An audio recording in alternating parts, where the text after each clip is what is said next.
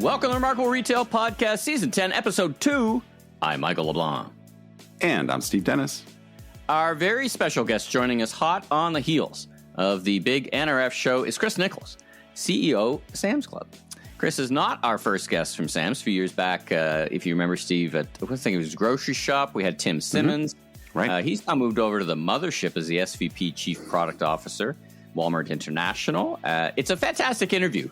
A fantastic guest, clearly loves retail and clearly is thinking deeply about customers. My only little regret is that we were scheduled to actually meet in person at NRF, which would have just been a pile of fun.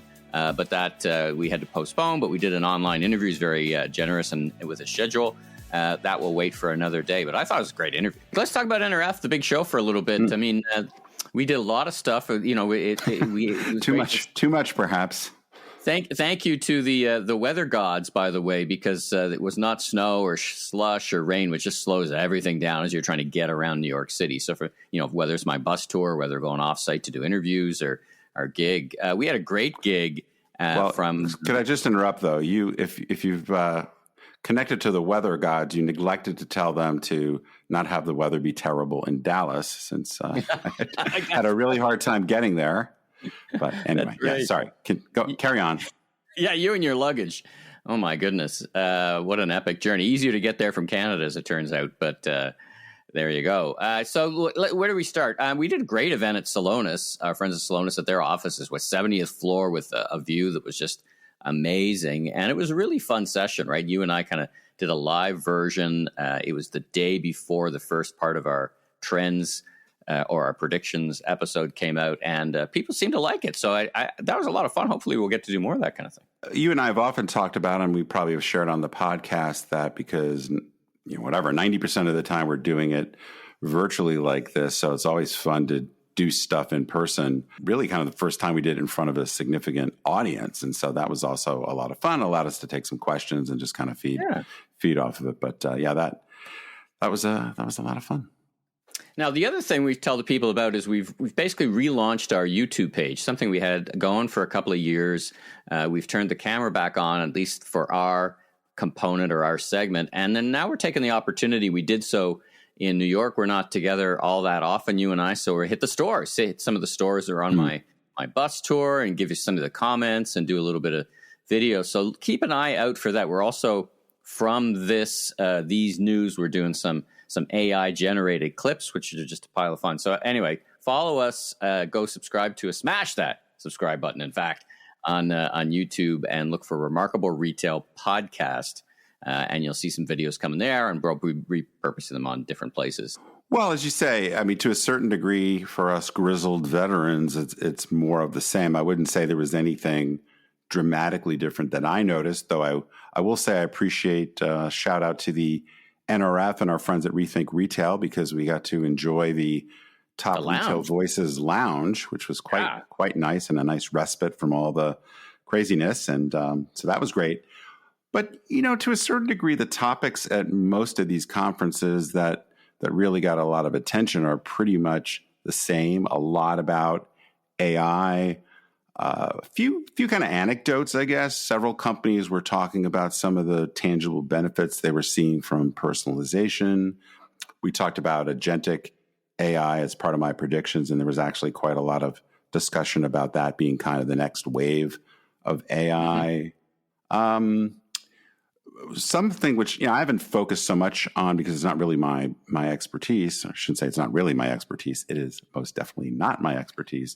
Is benefits in the supply chain, efficiency and effectiveness. So apparently, folks are both seeing some real benefits right now, but very excited about the prospects.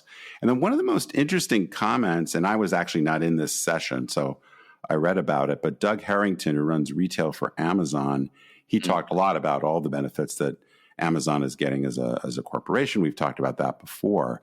But one of the things he said, without giving a lot of detail, was that he thought that there would be new store formats that would be created leveraging AI. So we'll see what that means. Yeah. So, but then, retail media networks, a lot of discussion around that, social commerce, particularly the buzz around what's going on with TikTok, but more broadly, just social commerce as a continuing growing area.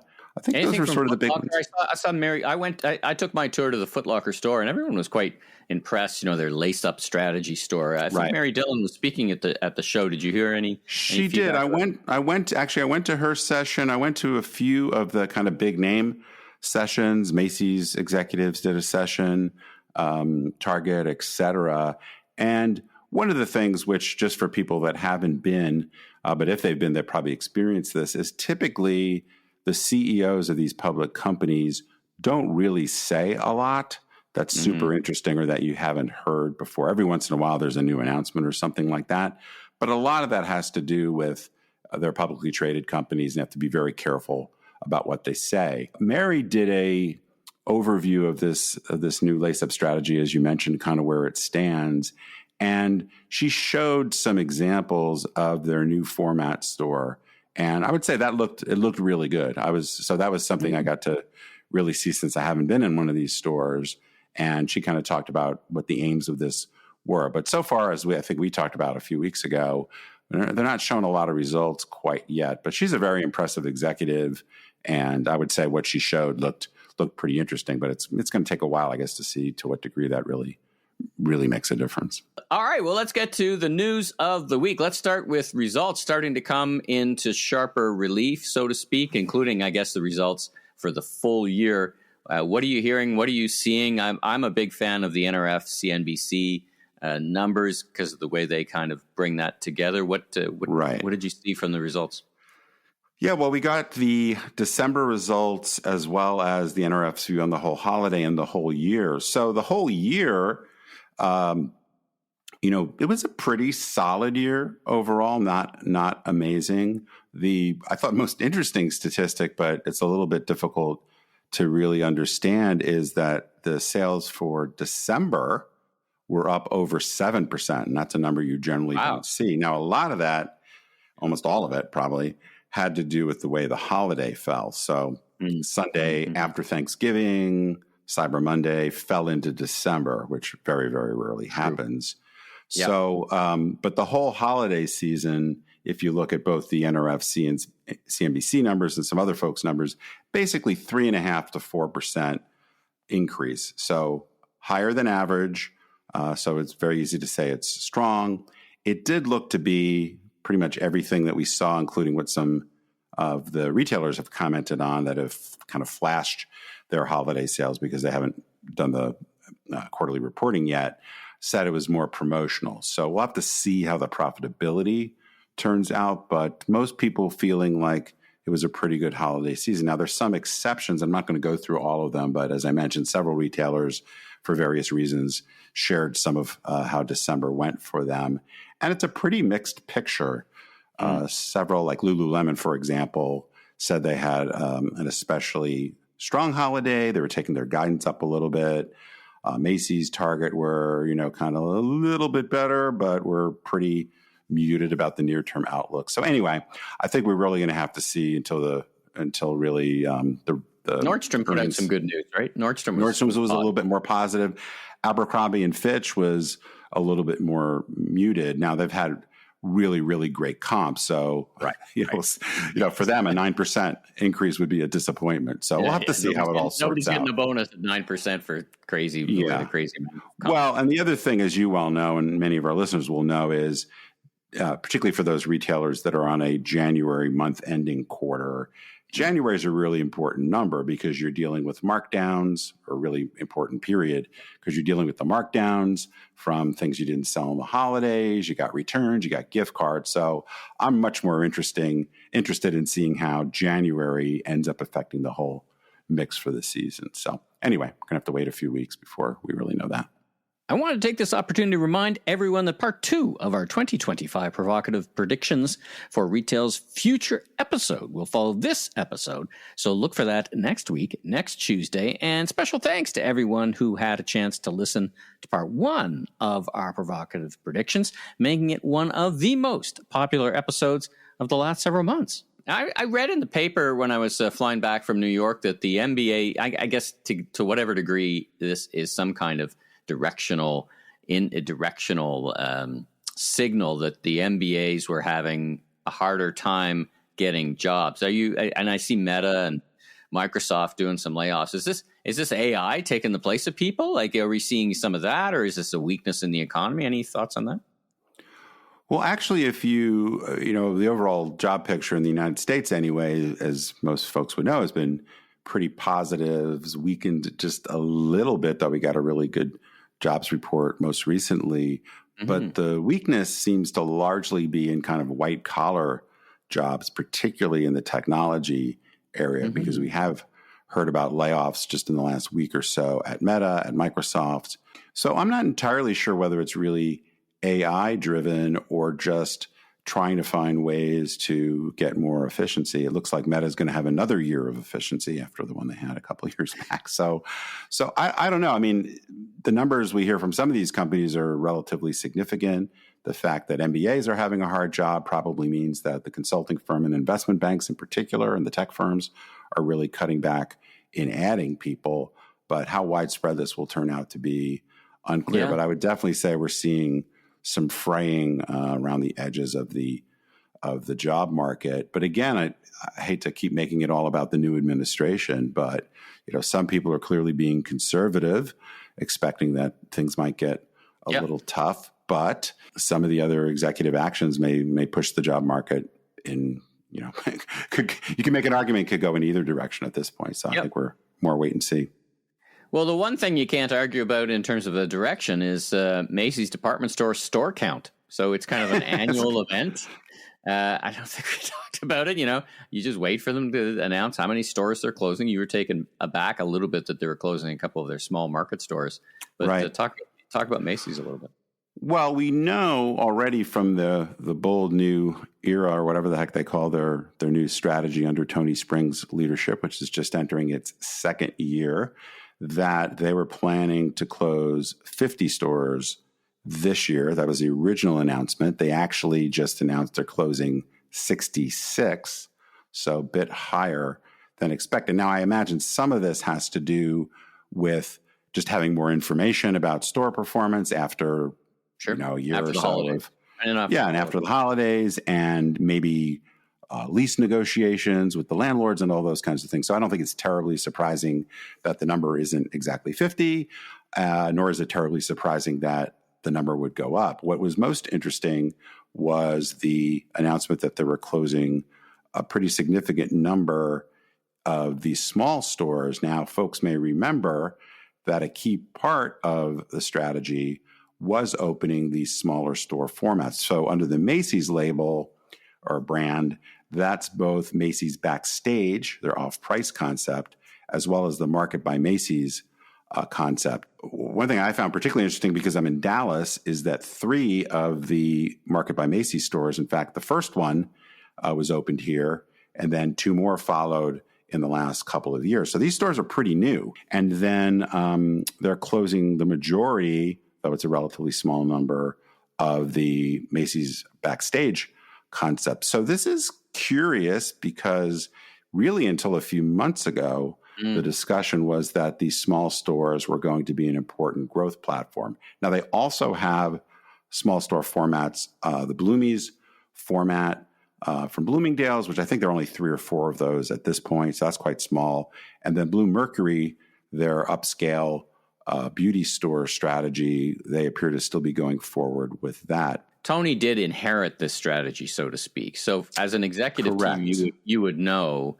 that as a new team, you would say, okay, that's a strategy. They may be more disciplined or more willing to just cut loose. Hey, they may or may not have liked the idea to begin with. It wasn't their idea. Let's move on and do another idea. So in some ways, there may be a bit of that. There's certainly, my experience is new executives inheriting a strategy are significantly, for good or ill, less married to the prior strategy, right?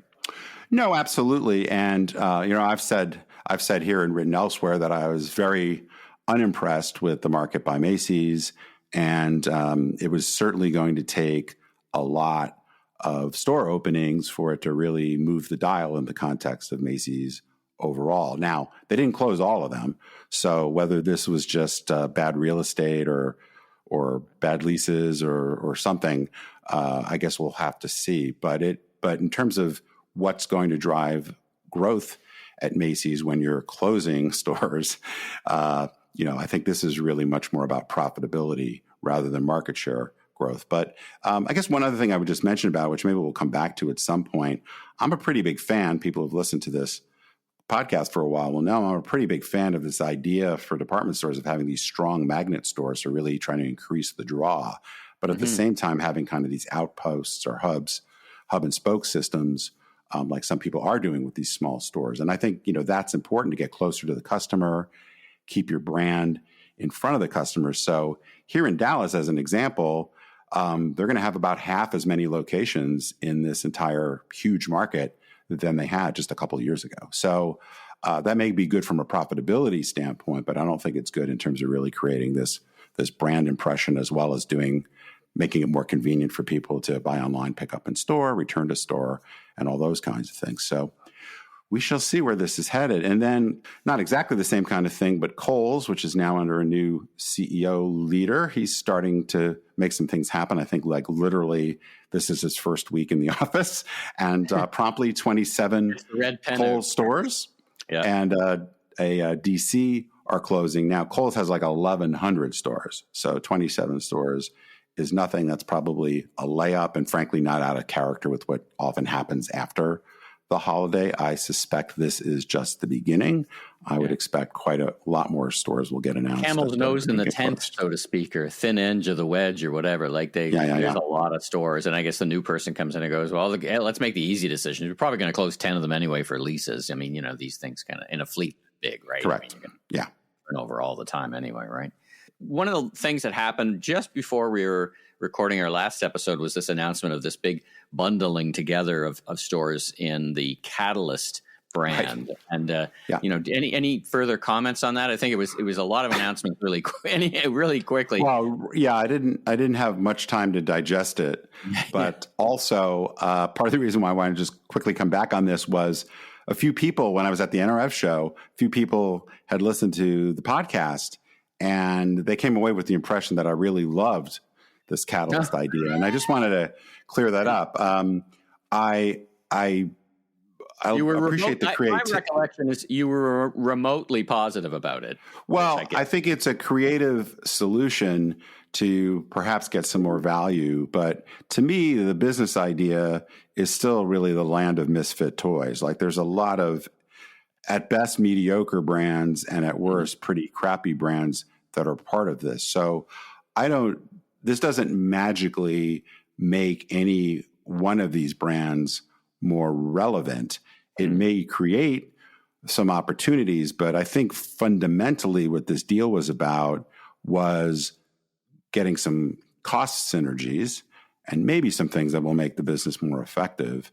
It also, as far as I can tell, though, there's not a ton of financial details, but my understanding is it basically got the ownership of JCPenney and some of the other assets off of Brookfield and Simon's operations. So to the extent that they were putting cash into that and it was starting to weigh more heavily on their earnings, they now have that out. And, I had speculated, though this didn't make it into my predictions because of this happened, that Brookfield and Simon were going to start getting much more aggressive about what they needed to do with pennies because it was impacting their overall sales results and, more importantly, impacting their earnings. And there didn't appear to be a turnaround there. So I think it's creative from that standpoint. But when you think about the broader retail market, it's not clear to me at all that it will dramatically improve the competitive position. So anyway, just wanted to clear that up because apparently I didn't express that quite as clearly as I could have. All right. Well, that's it for the news. Let's leave it there. Now let's get to our fantastic interview with Chris from Sam's Club. Chris, welcome to the Remarkable Retail Podcast. How are you this morning? I'm doing great. Thanks for having me here. It's a sunny Thursday morning in Bentonville. Well, thanks for joining us. The answer to my first question, where are we reaching you? We crossed paths, not together at the big NRF show. We're going to ask you a few questions about that. But thanks again for jumping on the mic with us. Let's start by learning a little bit about yourself. Who are you and what do you do for a living? Yeah, I'm Chris. I'm a retailer. That's what I do for a living. I You can tell I'm not from Bentonville, probably from my voice. I originally grew up in the UK, and I've been in retail since I was 14 years old. So I've been a kind of lifelong retailer. We've had the pleasure of speaking to Walmart executives, Walmart-based executives before, but and Sam's actually, and there seems to be an orientation to the British, the islands, to bring in talent. Is there something in the water in the UK that makes for fantastic retailers? What is it about the state of your background that makes you so interested in retail? That's funny. You know that they say that the British are an island of shopkeepers. I don't know if you know that. That's a very British Napoleon said that, right? It wasn't Napoleon. Yeah, exactly. I like to quote the French where possible. Look, this is such a global podcast now. We're just a minute and a half in, and we're just going around the world. Broaden the reach of the podcast. Look, I grew up in. There are a lot of folks over here from the UK because Walmart used to own Asda. I didn't work at Asda. I've worked in lots of different places though. So I grew up in this north of England in this place called Hull. It's a place of limited opportunity for everyone, but because everybody's got limited opportunity, no one really knows it. And but everyone needs to work to make the ends meet. And that's how I ended up in retail so young. And I just saw, even from that young age, the power of retail in helping make people's lives better. So if you can help people get access to great items and great value, it just makes the family's life easier. And I just really enjoyed solving those problems for people. And I guess I'm lucky, just really early on finding that vocation. And that launched this crazy journey that I've been on over all of those years, around 9 different countries, leading me here to the US. I've ended up in this amazing business, Sam's Club, and I've got the opportunity to lead it and try and make a difference at a bigger scale. Well, that's a great segue to next question. Tell us more about Sam's. Not everyone would be familiar. Many would, but not everyone. So we have global audience. Give us a sense of the business, like the scale and the scope, and how you win. Yeah, that's I'm always happy to talk about the business. We're a limited assortment club business. So, and we started in 1983. Sam built a business, and it started as an experiment, and it's grown to a nearly $90 billion business today, which is kind of fun. But despite the scale, we still feel like a startup. So Sam's Club really captures the essence of Sam Walton's innovative spirit, and we never lost it. It's a membership club that's pioneering retail experiences. So if you think about this limited assortment, really high quality curated goods at incredible value, so probably 20 to 25% cheaper than even Walmart, let alone the rest of retail. And you get to do that because you run at a really low cost of operation. Right. And then you pass all of that value onto your members. So you make no money on what you sell, and you make all of your money on membership. And that leads you to this conclusion: you have to serve your members in the best way possible. It's the highest bar for retail. People need to trust you that they're going to really love what you give them, and they're going to get value from it. So they'll pay you membership up front each year. And I love that high bar for serving our members. And so whilst everyone else is focused on price and value, we're evolving our business model to really focus on experience. And we really love the idea that Sam's Club can be an experience business where you get great items and great value. And I guess we can talk about some of that. Right on, right on. Now, are you based, are the stores in the United States? Do you have any stores outside of the United States? Sam's Club is in a couple of different countries. We're in China and we're in Mexico, but the biggest part of Sam's Club is here in the US, and that's the business that I'm running right now. Right on. Now, at one time, I think you popped up into Canada. Do you have any global expansion? Is global expansion on the mandate, or is just you're going to go expand in the United States? Is there a particular direction that you take on that? We're really happy with our footprint today. We've got plenty of work to do to just continue bringing what's great about Sam's Club to the rest of the US. Okay. For sure. It's really resonating everywhere, the club model. And I understand why you would ask. It's for sure. Really high quality offer that more people would want, but we're super happy with this. Right on. All right. So like I said off the top, we kind of crossed paths at the big NRF show in New York. How was your show? Kind of a typical question. Is there something you picked up from your fellow retailers, or maybe met with a couple of vendors for 2025 you wanted to call out? Yeah, it was you know what? It was an incredible show. I love that it brings the best of all things retail together as an industry. I think there's something really powerful about hope and about future. And I really felt that this time. There is, you were there. I think the biggest discussion, even from the main stage, right all the way through, was AI. And how should retailers think about putting AI to work? Yeah. And the main message was obviously like, get started. Do stuff, test, learn, move fast. The thing I really enjoyed seeing was everyone's curious. And the other thing I really enjoyed seeing is that all of the conversations pretty much and a lot of the people who were exhibiting weren't focused on selling like physical solutions to problems. It was software, it was data. And that makes me feel good because that's the way that you scale quickly and bring innovations quickly to people. So I think as an industry, it felt like a fun place to be, and I'm sensing a real sense of hope in the industry as a result. The second thing I think is everyone's working through how you navigate an increasingly complex external environment, and so there's lots of sharing going on in that space too.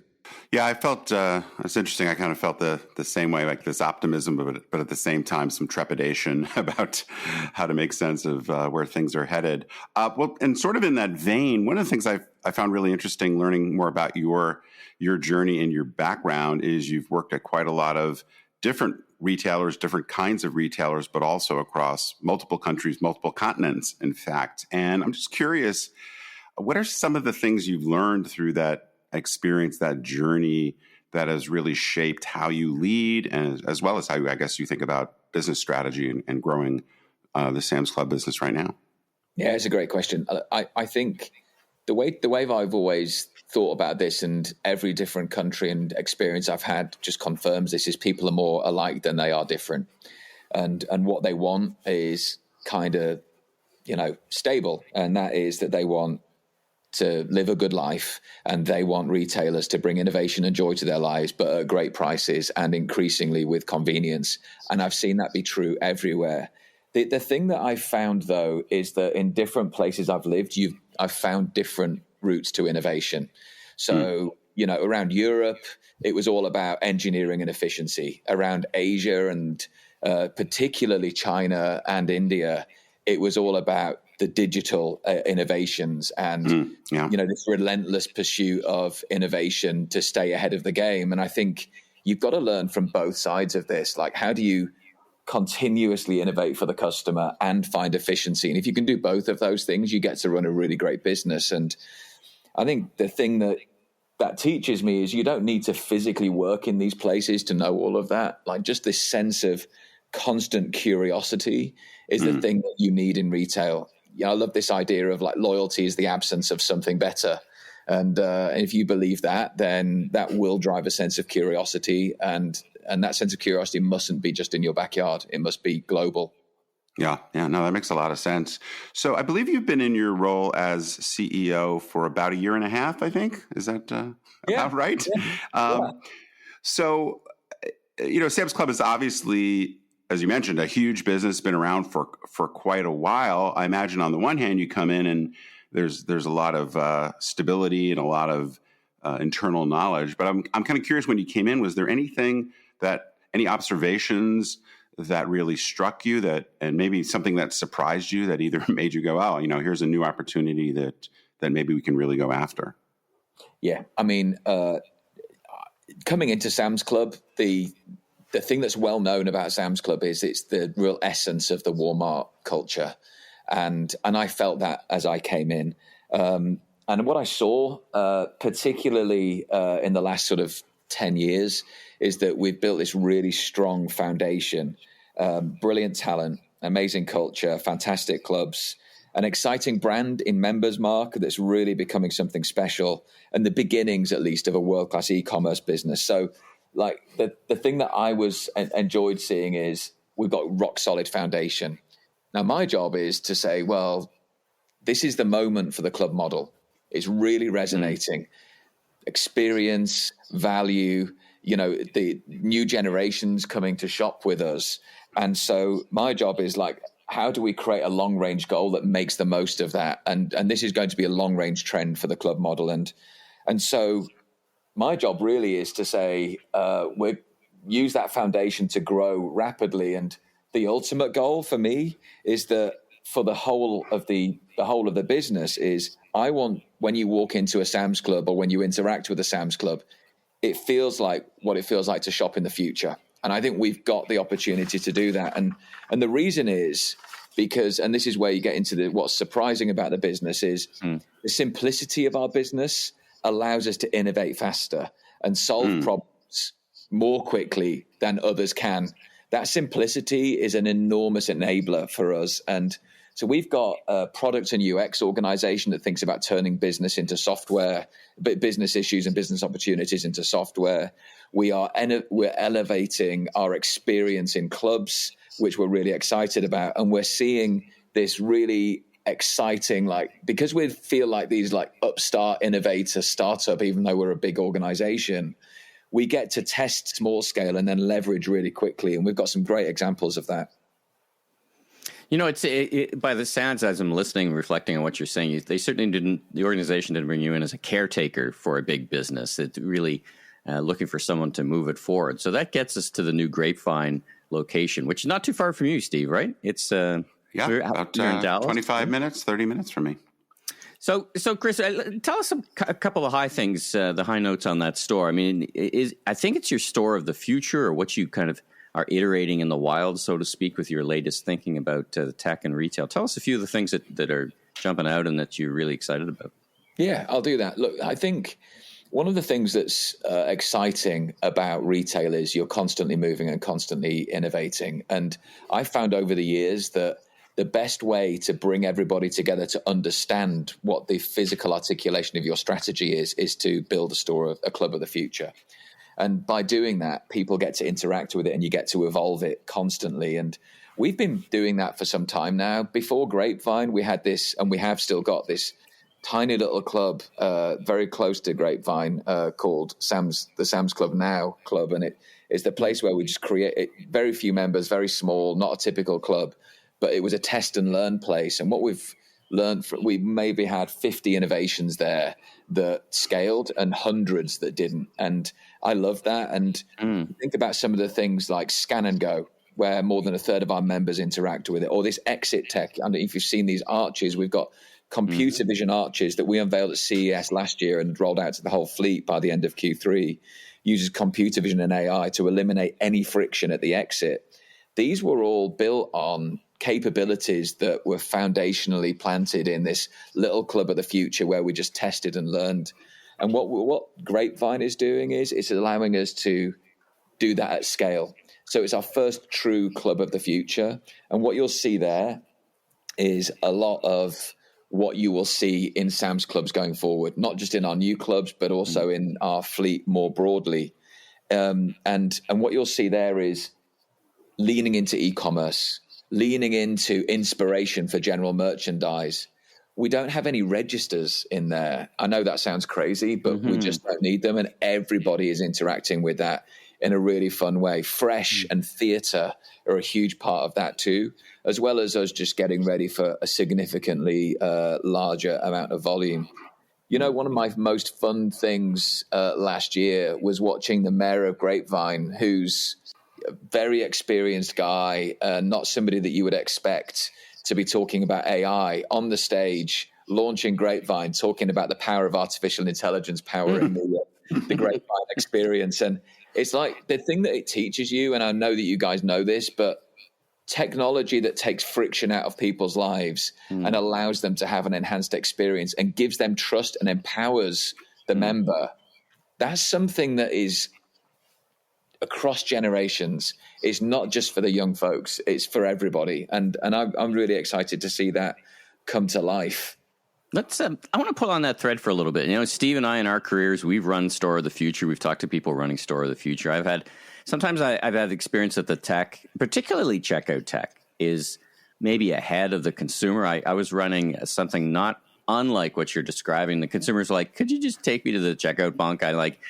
It's too early for me. Could you just build 5 more checkout bunks? Maybe I don't want to go through some archway or something. Like, how do you how do you intersect what you're building for the future with what consumers are saying? I get that they would say, I want less friction in my checkout. But I mean, for many, many years, that's like, could you just open more checkout bunks as opposed to me having to figure out something else that you like a scan and go? How do you intersect that and take that feedback and not get ahead of your customer, but solve a problem that they actually genuinely have in a way they want it solved, if I can put it that way? Yeah, it's a great question and profound. I think the philosophy of how you innovate is really important here. If you are people-led, tech-powered, you start to think through how are you solving members' problems versus I have tech. How do I go and apply this to what I'm going to give to my members to save money? This is not a money-saving game. Our job is create delightful experiences. We will not have fewer people, even though we have no registers in Grapevine. We actually have more people, but we're empowering our associates to solve problems. They're called hosts now. They are there for people to talk about the problems they're facing, to help them with the technology, but also help them experience the club, help explain the benefits, help solve issues where you're facing them so that no one's left behind. And I think this idea of use technology to drive efficiency is a small amount of the equation. Using technology to create experiences that people want to engage with, that elevate their life and give them something back, that's the way that you have people-led, tech-powered innovation. And we've been running Scan and Go for a bunch of years now, and we got to this inflection point that allowed us to believe, because we look at all of our data for all of our members, right. And we just saw that everybody was interacting with it. And regardless of who you are, once you use it, you literally never go back. It's just this incredible like gift of empowerment to a member. The really important thing is you don't nickel and dime on the associates that are around there too. It needs to be an and, not an or. And so I really like this. This is why I mentioned earlier the idea of I want Sam's Club to be an experience business where you get incredible value versus just a place you get incredible value and you have to suck up the friction. That's not the way we want to go. So, Chris, just pulling on this thread a little bit, one of the things we talk a lot about is having a culture of experimentation and taking maybe more but very sensible risks. And I'm wondering, I'm thinking, I mean, I have the benefit that all the listeners won't have, having been in the other store you mentioned here in Dallas. And when that first opened, because it's been quite a few years now, I believe, I would have to say I didn't get it because honestly, I was thinking about it more from, how is this store going to meet its financial goals? And I think that was the wrong lens, particularly hearing what you're saying about all the experimentation you did there. But I guess that means, you may be spending a bunch of money and a lot of the things that you try are not going to work out or they're going to lead you in a different direction. But how do you make that balance between kind of the long-term investment in innovation versus the pressure, particularly as part of a big public company to support the near-term goals that investors want? Yeah, I think it's a really good question. We've got this, actually, you guys would be welcome to come see it. We just opened up, we think is the world's first mass retailer design center. We have a design and innovation center that's just next to our home office. And it's where we bring UX and product thinking to life. All of our associates in our home office are trained in design thinking. And this idea of like, how do you create connected experiences for people? And how do you constantly think about innovation is everybody's job. And the first thing they need to do, and this is the first thing you learn, is all of the good ideas are out there just waiting to be pulled in, either through external ideas that you might want to say, does this apply to some of the problems we're trying to fix?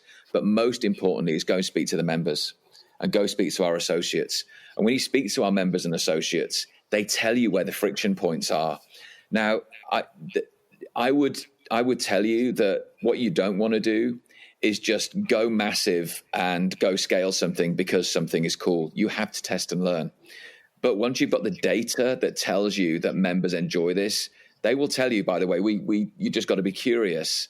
Then you get to scale quickly. So this design center that we've got next door, we have fabricators to create experiences as they would look like in a club, and then we will bring our associates in, and we will bring real members in, and we will work with them and talk about what works, what doesn't work, how do you like this, what gets in the way. And they help us elevate our thinking. And this empowerment of our associates at the front line and the empowerment of our members is kind of a theme that you're hearing from me, which is, if you do that, you will solve the right problems, and then you will scale the things that work early because people tell you it's a good idea. And I'll just give one other example with Members Mark. I know I mentioned Members Mark earlier. It's a national brand for us that exclusively sells at Sam's Club, and it's a lifestyle brand. So it's food all the way through to patio sets and everything in between.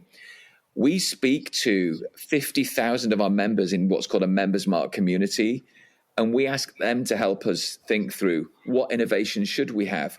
Do you like this yoga pant? Is the pocket deep enough? Do you like the stitching? Do you like the flavor of the coated raspberries with yogurt? Is it what you think? Would you like us to bring a different flavor of tiramisu in? They tell us all these things all the time. And this like empowerment of members to give you rich data that allows you to be better really helps with that speed of innovation that we're building. We're just about coming up on our time, and I'm going to ask you probably an unfair question because it could be a whole other podcast episode. So I don't know if there's a concise answer to this, but given what you see from your role as well as just in general, some of your experience, what are some of the most important consumer trends you're seeing? Not just within Sam's Club and Walmart, but for the benefit of our listeners that are in different countries, maybe different sectors, some large retailers, some small retailers. But if you had to say, here are 2 or 3 things I would really want to understand better to be able to do some new things or push your strategies forward, or anything top of mind for you? I mentioned earlier, but there's actually just if you take away the ebbs and flows of quarter to quarter, people want more. They want more value. They want real, true innovation, and they want more convenience. So our job is to give them great items at great value, and we want to give them how they want it. So the omni-channel journey, even within the club model, is becoming something really profound. Consumers are less tethered to legacy brands that used to be on TV and advertised. They want like true innovation. This is where Members Mark, plays a big role, because the value in the innovation we're getting there sets the bar for everybody else. I love brands, but the innovation cycle, you as a retailer, don't take it for granted. You've got to keep pushing it. And then this idea of experience. If you give people something that is more than just what they expect to get, so great items and great values, but you give them time back, you give them energy back, you give them empathy, you give them control of their experience, they will thank you with loyalty and engagement. And I really believe that is something that is true everywhere. And I think AI is going to be a big driver of how we get there faster. Well, that's a great place to leave it. I really love all the conversation we've had. It's exciting to see not only the success that you guys have had in recent years, but sounds like a lot more in store, no pun intended. So Chris, thanks so much for joining us on the Remarkable Retail Podcast. And we certainly wish you great success for the coming year, and perhaps our paths will cross in Bentonville. Michael only goes where he can get great barbecue, and I don't know if that's something you can find in Bentonville. I haven't noticed that on my trips there, but you can count on it, Steve. We got real barbecue here.